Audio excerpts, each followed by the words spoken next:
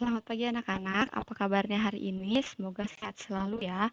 Jadi hari ini kita akan belajar mengenai bagian-bagian pada tumbuhan beserta dengan fungsinya.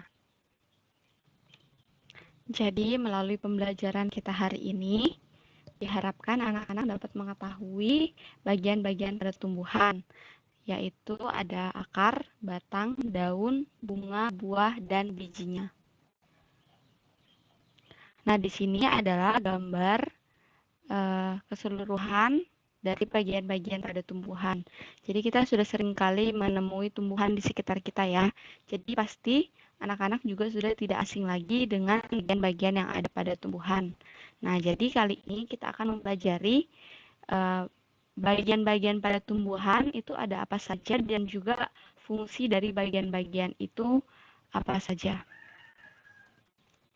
Nah, kita langsung ke bagian yang pertama, yaitu akar. Jadi, di sini kita akan melihat fungsi dari akar dan juga apa saja jenis-jenis akar.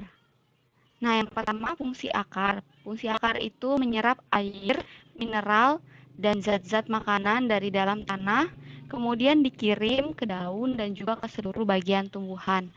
Fungsi yang kedua yaitu mengokohkan berdirinya tumbuhan. Fungsi yang ketiga sebagai penyimpanan cadangan makanan seperti pada tumbuhan singkong, wortel, dan lobak. Fungsi yang terakhir pada akar yaitu sebagai alat respirasi atau bernapas. Kita dapat lihat contohnya pada tumbuhan bakau. Kemudian jenis-jenis akar, ada yang pertama akar serabut, yaitu akar yang tidak memiliki akar utama. Akar serabut ini dimiliki oleh tumbuhan monokotil atau tumbuhan berkeping satu. Contohnya pada rumput. Akar yang kedua yaitu akar napas atau akar udara, yaitu akar yang tumbuh keluar dari batang bagian bawah yang berfungsi untuk bernapas. Contohnya pada tumbuhan bakau, pandan, dan anggrek. Akar yang ketiga itu ada akar tunggang. Jadi akar tunggang ini memiliki akar utama yang tumbuh lurus ke bawah dan di akar utama itu muncul cabang-cabang akar.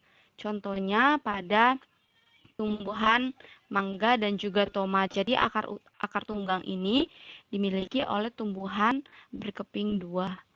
Yang keempat itu ada akar gantung. Jadi akar gantung ini tumbuh dari bagian atas batang dan tumbuh ke arah bawah atau ke arah tanah. Contohnya pada pohon beringin. Akar yang keempat yaitu akar plekat, yaitu akar yang tumbuh di sepanjang batang dari tumbuhan. Contohnya pada tanaman sirih. Dan akar yang terakhir yaitu akar tunjang, yaitu akar yang berfungsi untuk menunjang atau memperkokoh berdirinya tumbuhan. Contohnya pada tumbuhan bakau. Selanjutnya, bagian yang kedua dari tumbuhan itu ada batang. Kita akan melihat bagian-bagian dari batang dan juga fungsi-fungsi dari bagian-bagian itu. Nah, yang pertama ini ada pembuluh tapis. Pada pembuluh tapis itu memiliki fungsi yaitu mengangkut hasil fotosintesis ke seluruh bagian tumbuhan. Kemudian pembuluh tapis yang teratur itu dimiliki oleh tumbuhan dikotil, sedangkan pembuluh tapis yang tidak teratur itu dimiliki oleh tumbuhan monokotil. Kemudian yang kedua ada pembuluh kayu, yaitu berfungsi untuk mengangkut air dan mineral yang diserap akar menuju daun. Pembuluh tapis dan pembuluh kayu ini seringkali dikenal dengan nama xilem dan phloem. Kemudian bagian yang ketiga itu ada kambium. Jadi kambium ini hanya dimiliki oleh tumbuhan yang berkeping dua atau tumbuhan dikotil. Dan bagian yang terakhir atau bagian yang keempat itu ada kulit kayu. Jadi kulit kayu ini adalah bagian terluar dari batang yang ada pada tumbuhan. Fungsi batang itu yang pertama memperkokoh tumbuh-tumbuhan. Jadi dengan adanya batang, tumbuhan itu dapat berdiri dengan kokoh dan kuat.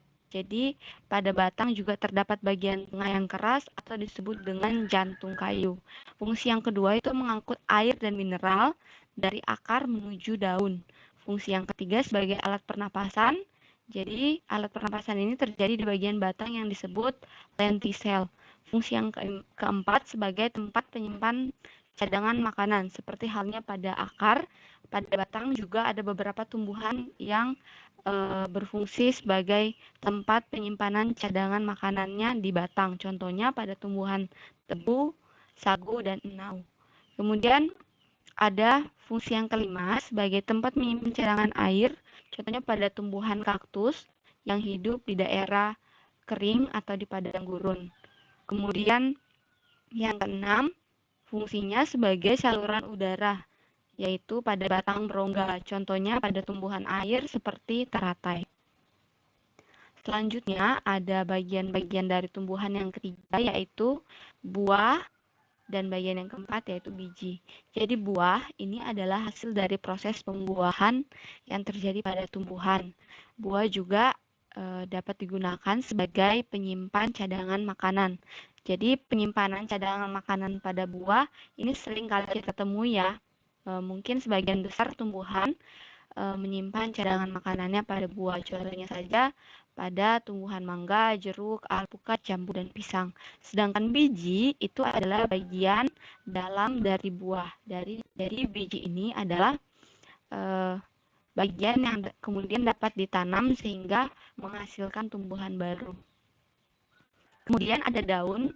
Pada daun kita akan melihat bagian-bagian luar daun, bagian dalam daun, dan juga fungsi daun. Nah, bagian-bagian dari luar daun itu ada tangkai daun yang melekat pada batang, kemudian ada permukaan daun, ada urat daun, dan juga ada tulang daun.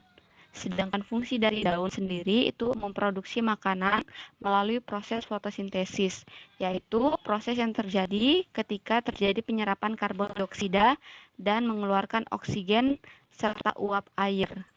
Jadi proses fotosintesis itu terjadi pada daun.